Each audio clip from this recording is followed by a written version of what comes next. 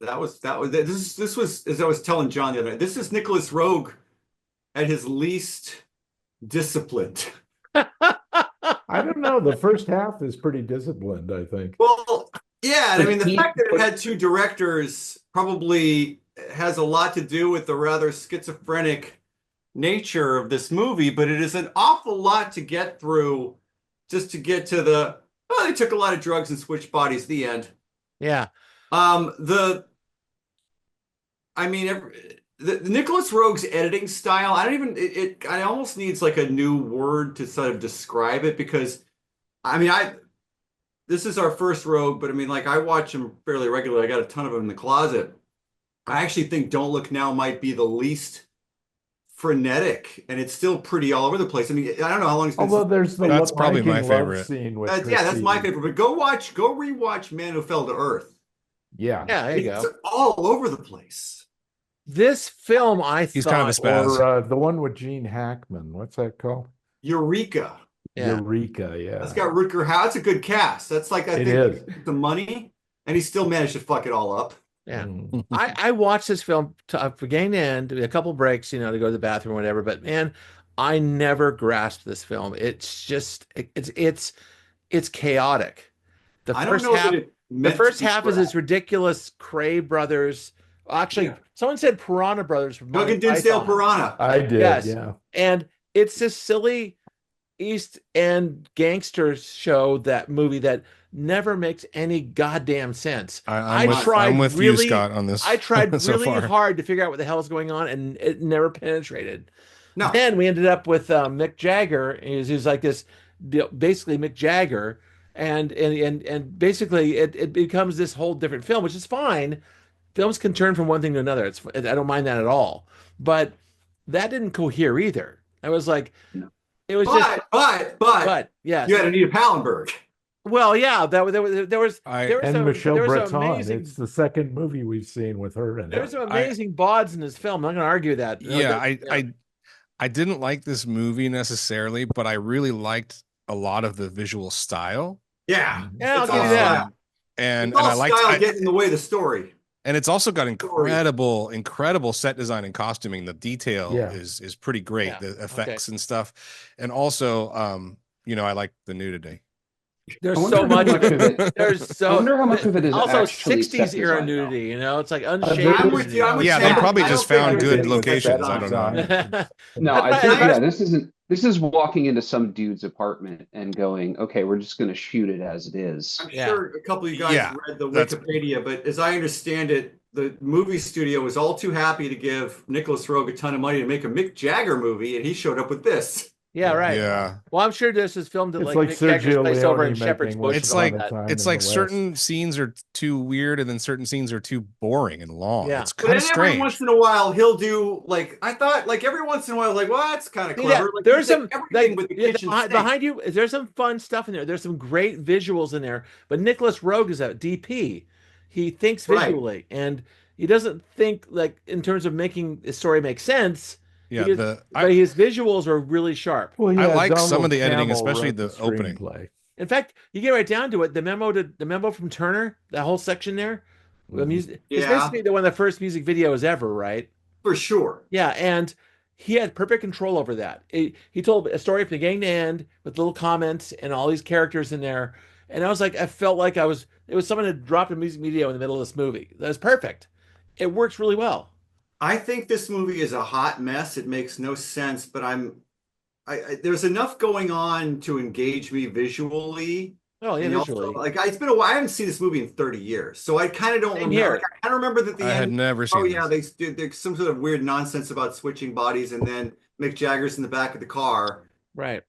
and I'd forgotten everything that led up to it. And I'm sure a few months from now I'll forget it all over again because I don't know that it. I don't know that these people were tremendously concerned with a coherent narrative. These are a bunch of drugged out people in London in 1970 hanging out with Mick Jagger and Anita Pallenberg, and they're filmed it. Right. That's pretty It's much like watching Yeah, an Alex Cox movie. or to some degree even like Andy Warhol making a movie like Sure. just for It felt like a fun. Warhol film, like a factory film. Like Yeah. I mean, maybe not quite as crazy or unfocused, but this is crazy and unfocused. And I Pretty mean, and crazy Walkabout is a unfocused. little crazy and unfocused, and Insignificance is, I mean, like all of his movies are on some weird, like they're very few of them, almost none of them are normal. But you know what kind There's of just degrees of weird, and yeah. Grove is all over the place. In What terms kind of of worked, and this is a very strange thing to admit, is that I think that sometimes the star system works, the power of a good character or a good actor works. Mick Jagger was magnetic in this, I thought. I think The it's his guy's got style. he's got an amazing screen presence. Even I though he think the makes movie no gets sense. drastically worse when he shows up. You think so? You think? Yeah. What about Well, Fox? I What's his think I name? agree with James Tad, but Fox. maybe it's just because I'm a little I just never But James dug Fox the is also Stones really or Mick strong in Jagger this. personally, but Even that's though he had just nothing to do, I thought James Fox was strong in this film. It's Mhm. just, it's very weird to me that it's like they tried to make him look as much like David Bowie as possible. Uh-huh. A little bit. A little bit. Like, Well, later It- on, he got to actually direct David Bowie. Yeah. A few Did he years really? later. In Well, Man of Fell to Earth. Man of Fell to Earth was only 5 years later. Yeah. Right. somebody should have told them that when you throw pasta at the wall, you're supposed to throw one piece and not the entire pot. Because Yeah, that's They for threw the sure. entire pot That's great. and like 3 pieces stuck. And Yeah. the rest Yes. of it is just laying in a puddle on the floor. Mhm. And you're like, I don't know what to do with this I because I like that certainly can't analogy. eat it. Yeah. It's a not good bad. analogy. Yeah. This was two interesting films. I think if they stuck to like doing an East End gangster film, it would have succeeded. Well, If we you didn't think watched about, we watched we watched Long Good Yeah, I know. Friday. Exactly. no shit. I Yeah. kept thinking But about this that film while has watching And this. that's a good movie. significant. That is a good movie. That movie won me over really hardcore. Yes. Same here. But I will say this has so much more style. This is like if It is stylish. this is like if Guy Ritchie made The Long Good Friday or something. You know what I mean? Like I know what you mean. I like know what you mean. I think this is more like Easy Rider, where they're just making this shit up as they go along. And I mean, I'm reading that like that scene where Anita Pallenberg is sticking herself with a hypodermic, like that was apparently actually heroin because she was dabbling with it at the time. Of course fuck. it was. Oh my So, God. I mean, like for me to hold the end result to some kind of narrative standard because again, it's a bunch of weirdos and druggies locked in a flat and with the fucking one of the biggest rock stars of that generation. Uh-huh. Yeah. I mean, that it's coherent at all Yeah. is kind of a miracle. yeah. The lesson I got out of it, it's just kind of weird because it's not of 1968 or 70. It's actually from now. Is that Yeah. this poor bastard from the East End who is just wants to make a living gangster guy gets caught up in these completely elite rock star level international jet setters who just don't give a fuck about anything but their own pleasure. They don't have to. They don't. And the thing is, that's I think that's the story of this film is that this poor guy, he's hiding out and he ended up with these guys who just are so at a kind of like a stratospheric level of existence. They don't even see him as real. So He's I just read a bunch. I read like a a bunch. plaything. He's like he doesn't exist. He's like a teddy bear. You know, I read a bunch of think pieces afterward. The only one that made any sense to me was somebody said, my interpretation is that Mick Jagger has lost the eye of the tiger. And that's why he's kind of hiding in this apartment. okay, James Fox is all eye of the tiger. right. He's And he's so very what- vital. So what Mick Jagger Oh, needs This is how Mick got his groove back. this is Yeah. how Oh, you like? That's actually not Well, bad. he By This is- fucking Anita this is Pallenberg. right. Now, He would have if I he mean, hadn't gotten like I said, shot. this makes as much sense to me as anything else that actually happened in this movie. Mick Jagger needs James Fox's eye of the tiger, Right. Mhm. and that flip at the end is whatever, purely metaphorical. They obviously didn't like switch bodies. Right. I think James Fox is like buried in a field somewhere in northern England. Sure. And Mick Jagger went on to make Rolling Stones records. Right. Well, that's the thing. It's like the American in Paris, where you ever see that film? It's a musical with Gene. Mhm. Come on, No. I saw it live. Kelly. Gene Kelly. Where Mhm. basically the movie it's a disguise. It's a Vincent Minnelli film, but it's basically about Gene Kelly discovering that he's actually Gene Kelly, and this is kind of like the film is about Mick Jagger discovering he's actually Mick Jagger in some ways. Yeah. You know, and going back to being Mick Jagger again at the end of the film, and like James Fox gets thrown to the wayside. Is it true that he didn't do a film like for 20 years after this? Well, Yeah. no, he's in Day of the Jackal, right? I don't remember. Well, it's before this. Oh, that's before this, this. yeah. He Yeah. was out until Absolute Beginners, wasn't he? No, Passage to India was Passage his to India. That was first a couple act. years earlier. Yeah. But That's he's like like out for a 19 long time. So this film fucked him up. Yeah. He became a born-again Christian and went on missionary work in the west of England. No fooling. Wait, Jim, wasn't he in? Didn't he show up in Bridge Too Far? Yes, he's in A Bridge Too Far. That's He's one of the- 77, Stopped working, he so, gets worked so in he the- wasn't somebody all the way from out. Is this- you're talking about Hard Fox? Thrasher video. Yeah. James Fox, yeah. That was 77, so that's well before Passage to India. But Yeah. everybody's in a. Oh bridge wait, too hold far. on. He's in Greystoke, Absolute Beginners, Sexy Beast, Patriot Games. So those are 80s, Yeah. right? He worked. He Yeah, worked. He worked. He kept paying the rent. I mean, we saw him in King Rat. That wasn't too much after this, right? No. That was 66. No, King Rat Oh, was wait. 66 or 65. 67. I can't remember exactly, but yeah, it wasn't too far off. It was But this black was and filmed- white, wasn't This it? was filmed in 68 and it wasn't released till 70. Why is that? Because they Editing. couldn't understand it, and then they Editing. finally figured out. Yeah, they were that if editing they for 2 released it- years Imagine- trying to oh make my it. God. It would sell. Like the movies from this era have a certain number of cuts per minute, which I think Mhm. this movie probably Well, this one goes multiplied by a overboard with factor the of scene 8. at the beginning Yes. where he's having sex with the woman in his apartment. Uh-huh. Yeah, It's like The opening frames, was- yeah, it was- alternating frames. Yeah.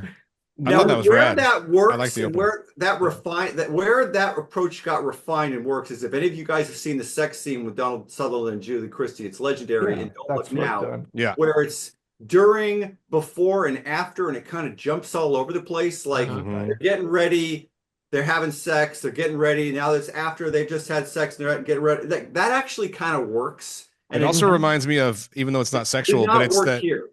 it doesn't really work. You're right here that much, but there were some cool matching with like doors opening here in the Yeah. It beginning. was. But it really works in the original Get Carter when he's shifting the gears in the car and they're driving. Sure. Oh, Remember yeah. that was rad. Like that was before this, I believe. No, it was after. Was it after? Okay. Yeah. But either way, same kind of like a visual style, same kind of genre, actually. Yeah, That was the not, first half of this film genre. and it's almost probably like not a dissimilar like film stock. I Yeah. mean, it's still like an early 70s. When you get right down to it, feeling. I can't I think think of it's I can't Eastman think of a color. British film that goes before it says this that kind Technicolor of at the looked end. at. Sorry, Jim. Sorry. Go ahead, Jim. I'm sorry. He's No, just talking no, about the film I'm- stock. I was just talking about the film Oh, stock. either way, I can't it- think of a film before this that did kind of like that deep down gangster, East End gangster, British gangster thing, as well as this. I mean, the closest is those, the kitchen sink flicks that yeah, came but those were out like of, those were about BBC. normal people trying to get along and like right. house But I'm tips saying and that's things the like that. closest. This you is like get the to it. actually like this is like celebrating the Cray brothers. It's like Yeah. Well, the Cray brothers trials had been in the 60s, right? Yeah, that's right. Because So there's influence of that going reality in this film. there's Yeah. interesting cutting in the courtroom sequence where the lawyer is talking about Barrister. the merger. He's the actually other guy. credited as the lawyer.